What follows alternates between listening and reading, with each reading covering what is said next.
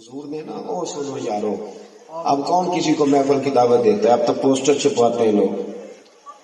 لیکن اللہ کے رسول نے نا ایک ایک دروازہ طائف کے گھروں میں جا کے کھٹکھٹایا. اللہ، میں اکثر دوستوں سے کہتا ہوں کہ ممبری والے کئی دفعہ زیادہ وفادار ہوتے ہیں. ممبریاں نہیں ہوتی، صوبائی اسمبلی کا ممبر، قومی اسمبلی کا ممبر، قطع نظر اس بات کے کہ وہ کرتے کیا ہیں، لیکن کم از کم انہوں نے ایک سیٹ لینی ہوتی ہے.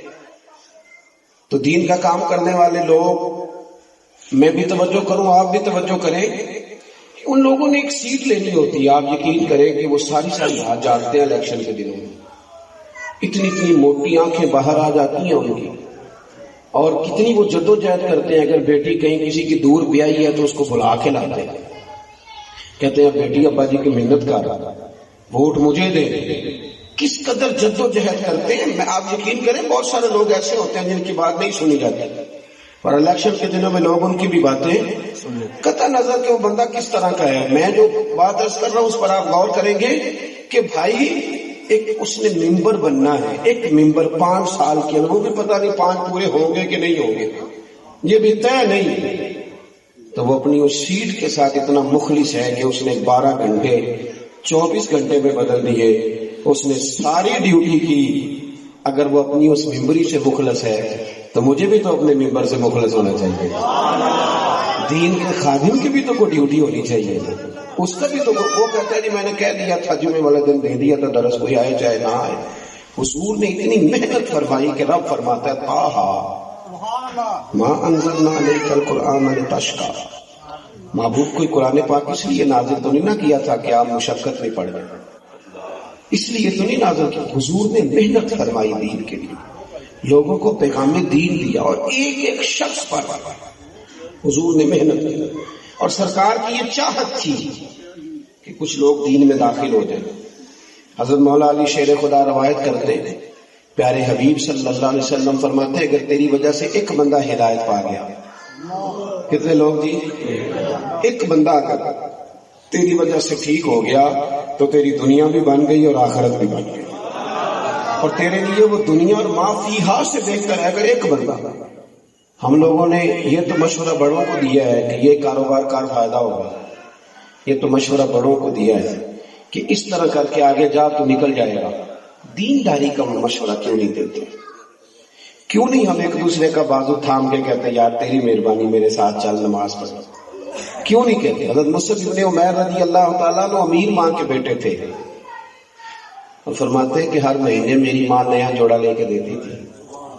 پھر میں نے مدینے والے محبوب کا کلمہ پڑھا، اور آپ کو مشکات میں لفظ ملیں گے.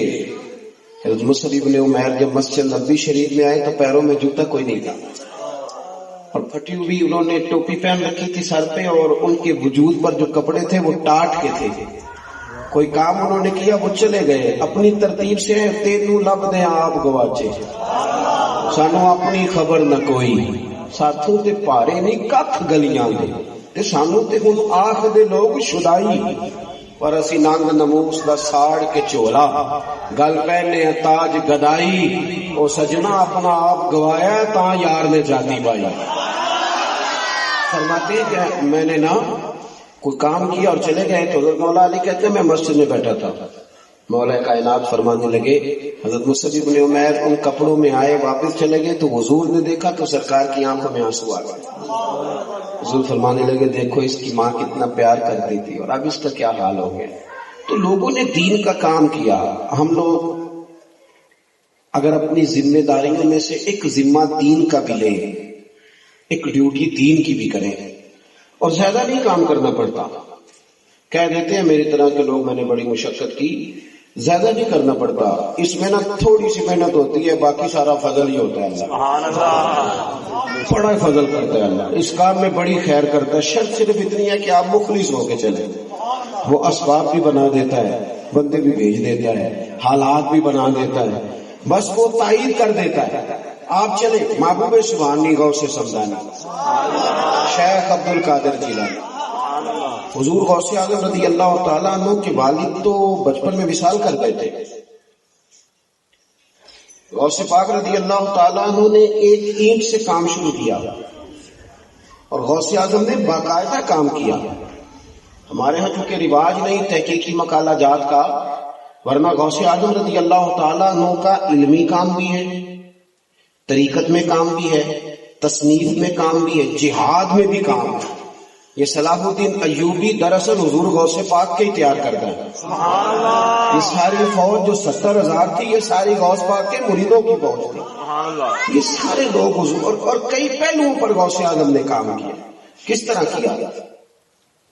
کس طرح کیا؟ وہی ترتیب جو آج تک ہمارے بزرگوں نے ہمیں دی ہے۔ غوث اعظم واعظ کہا کرتے تھے، تقریر کرتے تھے، اور تقریر کرنا آج کل لوگ سمجھتے ہیں، وہ کچھ لوگ کہتے ہیں چھوڑو جی یہ فلانا بندہ تو ایک خطیب ہے۔ آپ کے خیال میں خطیب ہونا کوئی بالکل فضول سی بات ہے، اسے کوئی معنی ہی نہیں۔ دیکھو خطابت اتنا ضروری کام ہے کہ غوث پاک فرماتے ہیں جب میں نے تعلیم مکمل کر لی اور میں پڑھ چکا تھا پر میں تقریر نہیں کرتا تھا، تو کہتے ہیں مجھے خواب میں نا خود رسول کریم علیہ السلام کی زیارت نصیب ہوئی، اور نبی پاک صلی اللہ علیہ وسلم نے مجھ سے فرمایا تو تقریر کیوں نہیں کرتا، بات کیا کر، بات کیا کر، اللہ تبارک و تعالیٰ تیری وجہ سے لوگوں کو فیض یاب کرے گا، گفتگو کر۔ آپ جب بات کرتے ہیں نا کوئی بات دین کی، تو بندہ اس وقت عمل کرے نہ کرے، جب آپ کوئی بات کر دیتے ہیں تو ایک وقت ایسا ضرور آتا ہے کہ جب بندہ وہ کام کرنے لگتا ہے تو بات اس نے سنی ہوتی ہے تو اس کے سامنے ضرور آ جاتا ہے کہ یار یہ بات میں نے سنی، وہ سامنے ضرور آتا ہے۔ حضور غوث اعظم رضی اللہ تعالیٰ عنہ کو حکم دیا گیا کہ آپ خطاب کریں، آپ تقریر کریں، اور حکم کون دے رہا ہے؟ خود رسول کریم علیہ السلام۔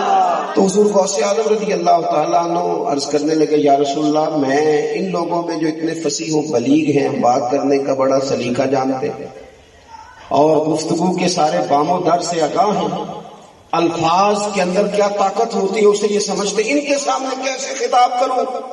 تو یہ تقریر، یہ واعظ، یہ خطاب، یہ دین کا اتنا بڑا شعبہ ہے کہ محبوب نے فرمایا عبد القادر منہ تو کھولیے گا۔ سبحان اللہ۔ کہتا ہے میں نے منہ کھولا تو خود محبوب نے اپنا لواب دہن 7 دفعہ میرے منہ میں ڈالا۔ پھر غوث اعظم نے منبر بچھایا، پھر غوث اعظم آپ فرماتے ہیں پھر مجھے دوبارہ بھی زیارت ہوئی، پر اب مولا علی شیر خدا کی ہوئی۔ انہوں نے بھی فرمایا پتر منہ کھولے نا، تو میں کھولا تو 7 دفعہ لواب دہن ڈالا۔ تو میں نے کہا حضور آپ نے اب 6 دفعہ ڈالا، تو میں نے کہا آپ نے کیوں 6 دفعہ ڈالا؟ کہنے لگے اب حضور کے برابر تو نہیں نہ جاتا خطاب۔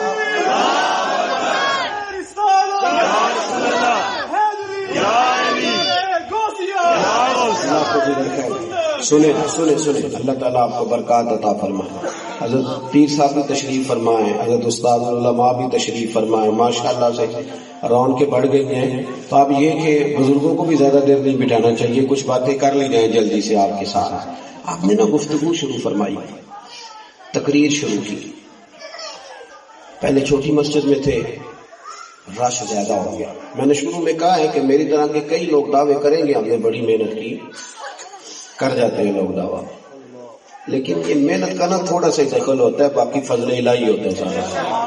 اللہ ہی اسباب بناتا ہے، رب ہی طریقے عطا کرتا ہے، وہی قبول عام کسی کو دے دیتا ہے، اپنے ہی اس کے فیصلے۔ میں تو اکیلا ہی چلا تھا جانب منزل مگر